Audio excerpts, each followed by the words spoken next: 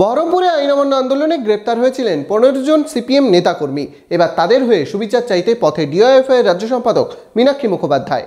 মনোবীক্ষণ polyclinic, চিকিৎসার জগতে এক দশক। এখন এখানে সব বিষয়ে ডাক্তারবাবু একসাথে তলায়।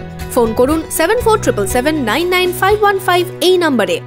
বহরমপুরের রাস্তায় মিছিল করে কেন্দ্রীয় সংশোধনাগারে থাকা সিপিএম নেতাকর্মীদের সাথে দেখা করতে কোর্টে গেলেন ডিওয়াইএফআই নেতৃত্ব। 13 দিন আগে বহরমপুরে বামেদের আইন অমান্য ঘিরে ধুন্ধুমার অবস্থার সৃষ্টি হয়।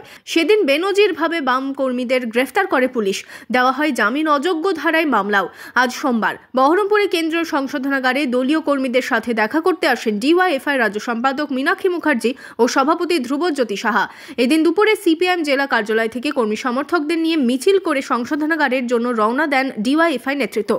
আসলে লড়াইটা ছিল কাজের দাবিতে, লড়াইটা ছিল কৃষকের ফসলের দাবিতে, লড়াইটা ছিল সন্দেশখালীতে যে দুর্নীতি এবং খুনের রাজত্ব এবং মান সম্মান লুটের রাজত্ব চালিয়েছে তার প্রতিবাদে।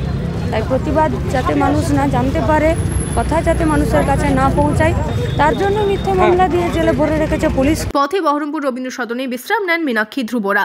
সেখান থেকে আবার বহরমপুর কেন্দ্রীয় সংশোধনাগারের উদ্দেশ্যে রওনা দেয় মিছিল।